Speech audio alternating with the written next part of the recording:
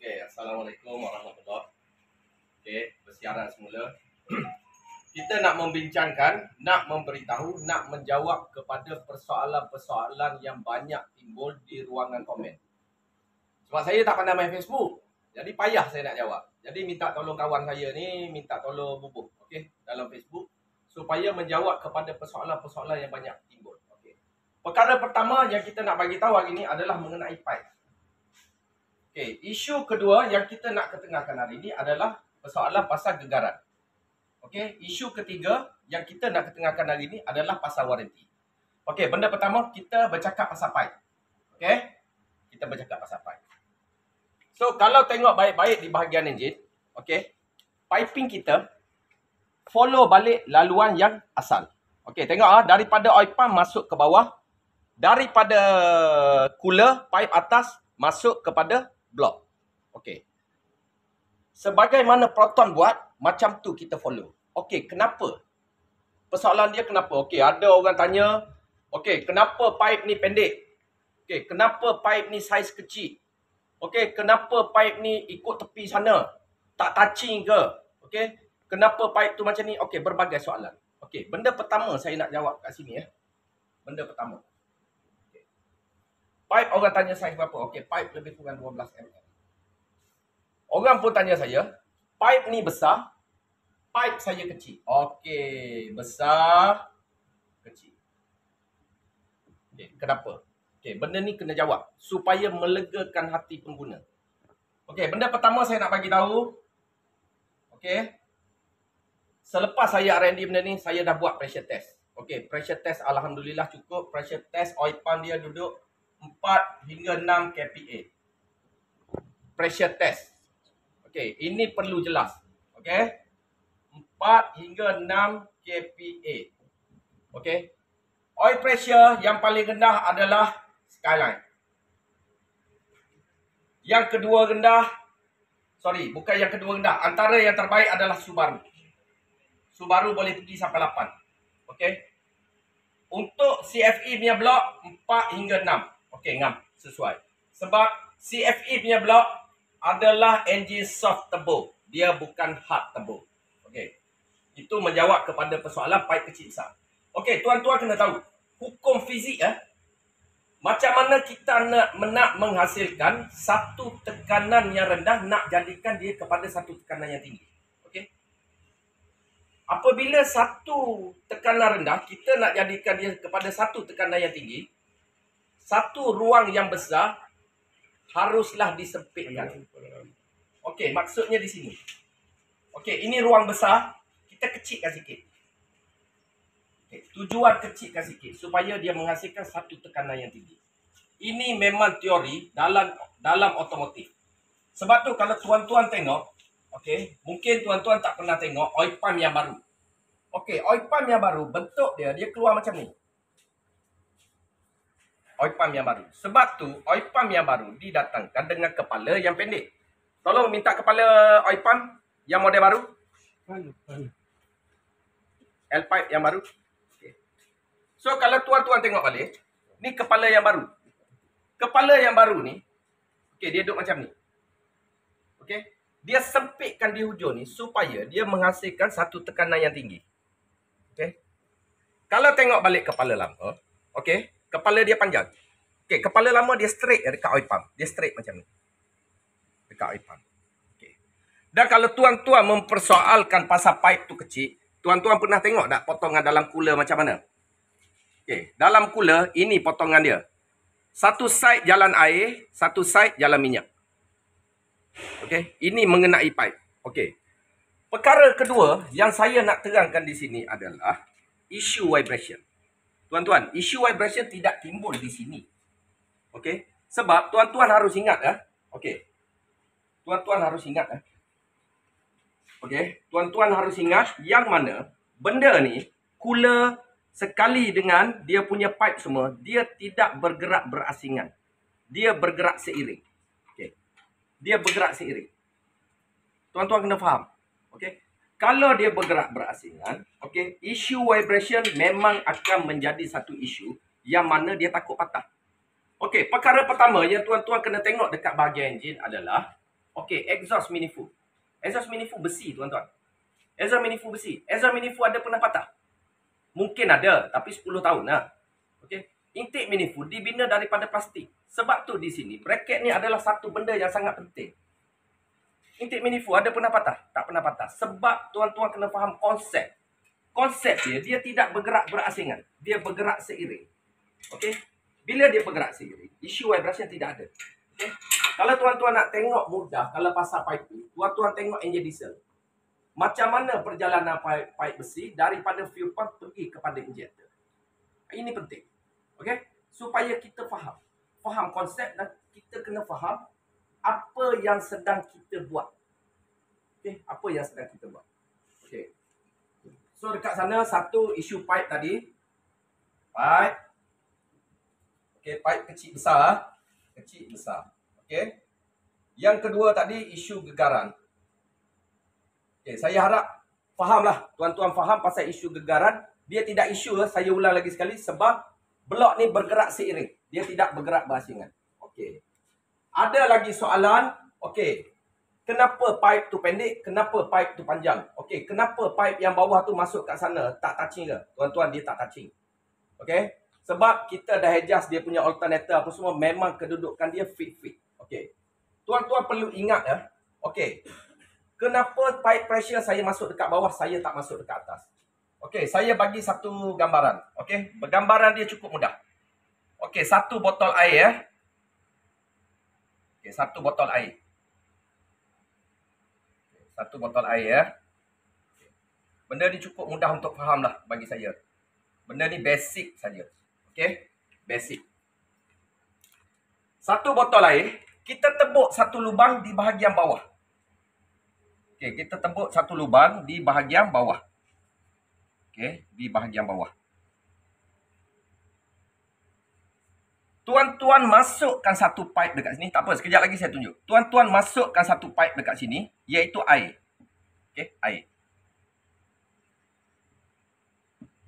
Apabila air masuk dekat sini, tuan-tuan kena ingat sebelum air ni keluar dekat sini, sebelum dia keluar, ruangan ni akan dipenuhi dengan air. Okey, akan dipenuhi dengan air, baru air ni keluar. Okey. Apabila kita letakkan satu objek dekat atas ni, okey, objek ni akan jatuh ke bawah sebab dia ada tekanan. Okey, begitu juga dengan pipe ni. Kenapa dia masuk di bawah dan dia keluar di atas? Supaya dekat sini dia tidak ada angin, dia tidak ada bubble di sini. Air penuh baru dia keluar. Air ni saya convert lah, minyak lah. Air ni. Okey, tujuan dia buat macam tu supaya di sini dia tidak ada bubble. Katakanlah pipe tu saya ubah. Okey, saya ubah pipe. Okey. Satu botol macam ni. Okey, satu botol macam ni. Okey, saya tebuk satu lubang di bawah. Okey. Pressure kita masukkan di sini.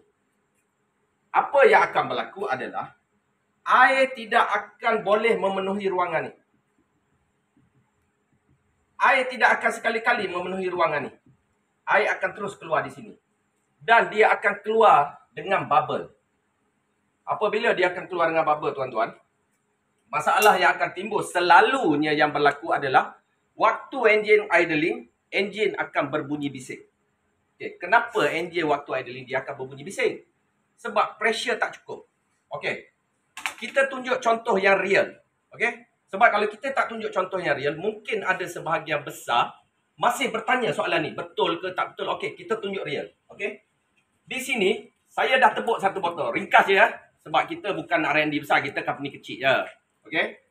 So, satu botol mineral supaya senang untuk kita tengok macam mana kalau pipe pressure kita masuk di bawah untuk keluar di atas, dan macam mana kalau kita masukkan pressure di atas untuk keluar di bawah. Apa berlaku? Sebab ini persoalan ni timbul. Kenapa pipe tu masuk bawah? Kenapa pipe ni masuk atas? So, supaya benda ni jelas. Sebab saya nak jawab dekat Facebook ni, saya tak berapa pandai sebenarnya nak type. Nak lukis payah, lukis sini boleh kot. Okey. So, kita tunjuk macam mana real. Okey? Macam mana real. Okey lah, tolong buka air.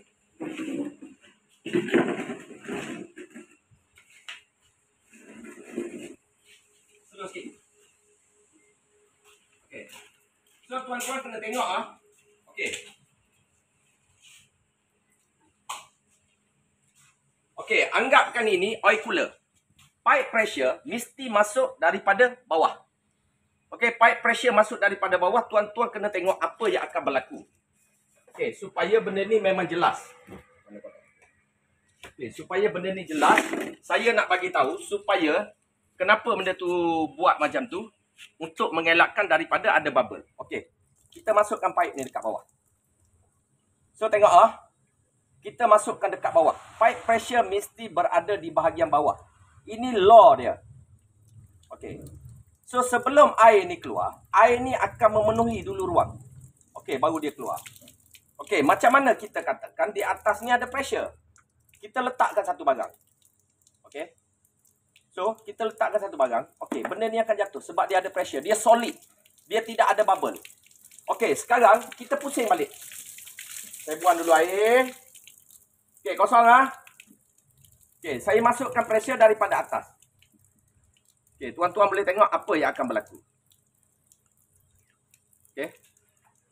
Ruangan ni tidak akan penuh. Dan untuk dia penuh, dia mengambil masa yang lama. Okey. So, dia akan ada bubble.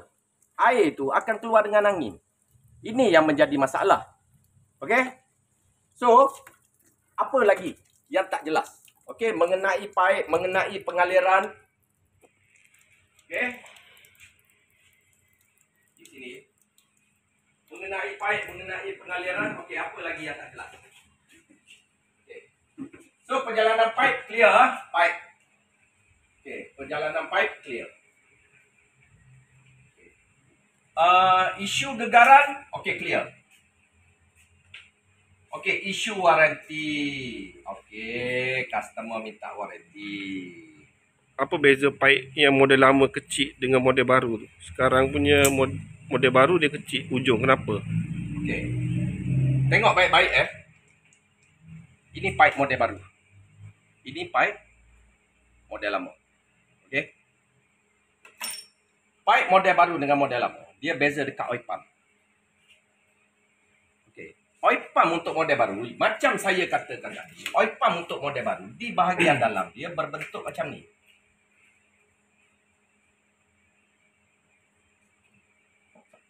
Fungsi. Dia memberi fungsi yang sama saja.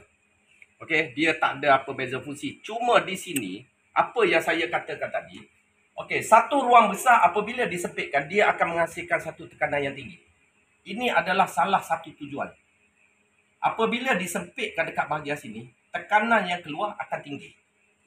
Okey, ini penting.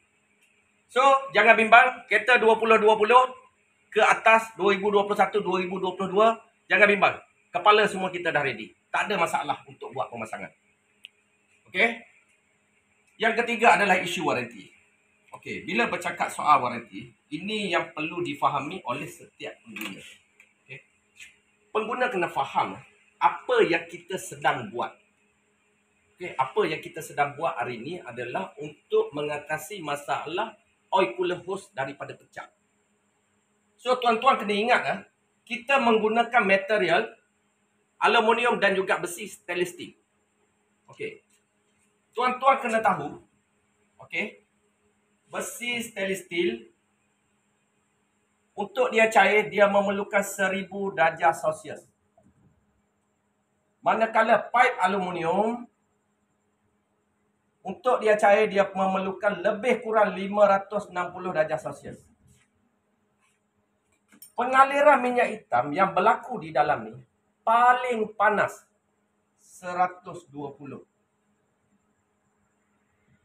So, soalan dia di sini, pecah tak pipe ni untuk minyak lalu di dalam?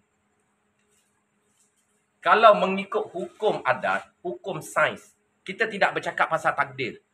Kita bercakap pasal hukum adat dan hukum sains. Tak pecahlah. Jadi bila bercakap soal waranti, saya berani garanti barang saya tidak akan pecah. Okey, untuk barang saya berani garanti tidak akan pecah. So, customer nak waranti berapa lama? Setahun? 2 tahun? 3 tahun? Nak berapa lama? Saya sanggup bagi. Tapi adakah tuan-tuan boleh bagi balik apa yang saya minta?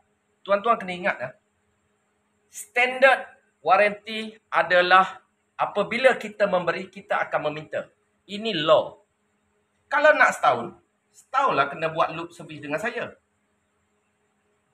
Nak 2 tahun, 2 tahunlah kena buat loop servis dengan saya.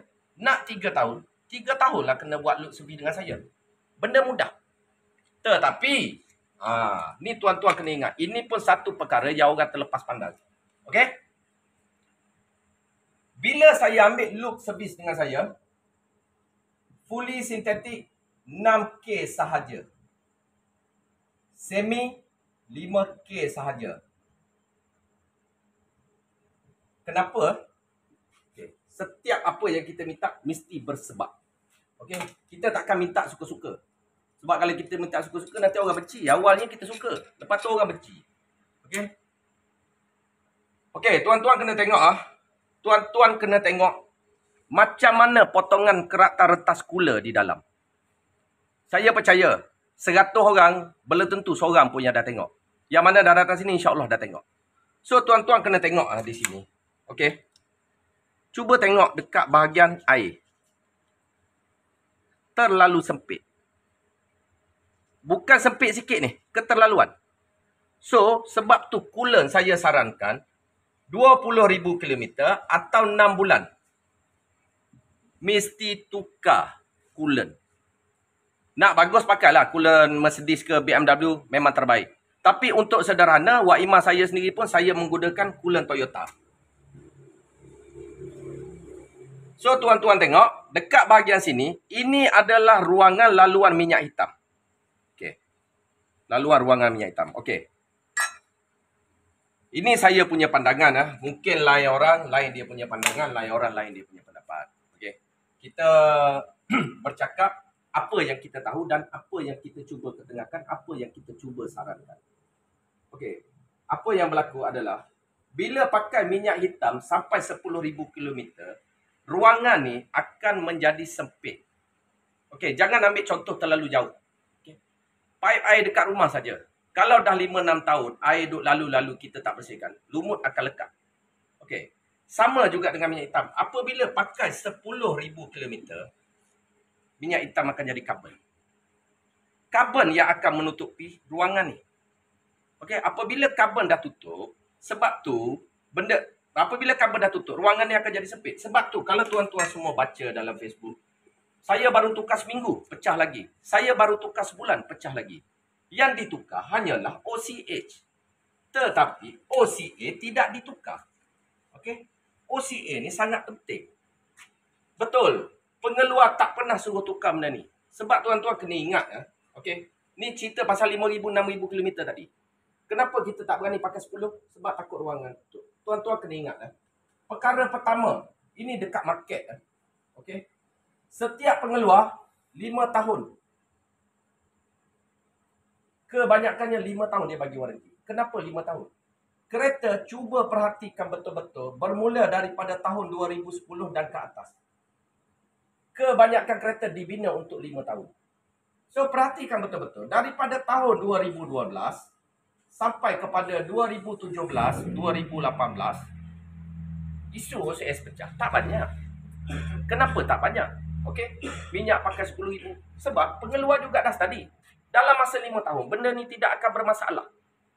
Okey, benda ni tidak akan bermasalah. Sebab pengeluar kereta hari ni, kalau dia boleh keluarkan kereta, perform untuk 5 tahun, bermakna pengeluaran dia perform. Okey. Ramai yang membaca, okey, minyak fully sintetik boleh pakai 10,000. Ini standard satu dunia pakai macam ni. Betul. Memang satu dunia mempraktikkan benda ni. Tapi tuan-tuan kena ingat, lepas 5 tahun tuan-tuan kerak ke kereta? Tak kerak kan? So kalau tak kerak, tolonglah. Jangan sayang sangatlah. Fully jalan 6K, semi jalan 5K. Kalau dulu kita pakai fully sintetik, kita bukan nak mileage. Kita nakkan dia punya performance. Kenapa sekarang pakai fully, nakkan dia punya mileage? Kekalkanlah, kita nakkan dia punya performance. Kita bukan nakkan dia punya mileage. Okey? Nak waranti, tak ada masalah. BMP Works sedia memberi. Sebab kita yakin dengan barang kita. Kita yang R&D, kita yang design, kita yang produce. Tak ada masalah. Nak waranti, bagi tahu. Tapi tuan-tuan harus ingat, setiap permintaan atas muka bumi ni ada harga yang harus dibayar. So, saya lebih suka open. Saya tak nak berjanji, tuan-tuan pun tak payah berjanji. Sebab apabila datang buat survey, saya akan garu belakang tuan-tuan. Okey, terima kasih. Semoga bermanfaat. Saya rasa semua dah clear. Saya terangkan pasal barang saya, pasal isu gegara, pasal isu perjalanan baik, pasal waranti. Okey, selepas ni saya rasa masalah-masalah ni tak menjadi satu perbualan lagi lah. Bukan kata tak nak berborak, boleh borak kan. Tapi rasanya dekat sini jelas. Tapi kalau ada apa-apa yang tak jelas, ada rasa-rasa apa-apa yang nak tahu, ada rasa apa-apa yang nak ditanya, nak tanya sampai saya tak boleh jawab pun tak apa. Silakan. Call saya 0193338810. Call direct, jangan segan-segan. Tak ada masalah. Okey? Semoga bermanfaat.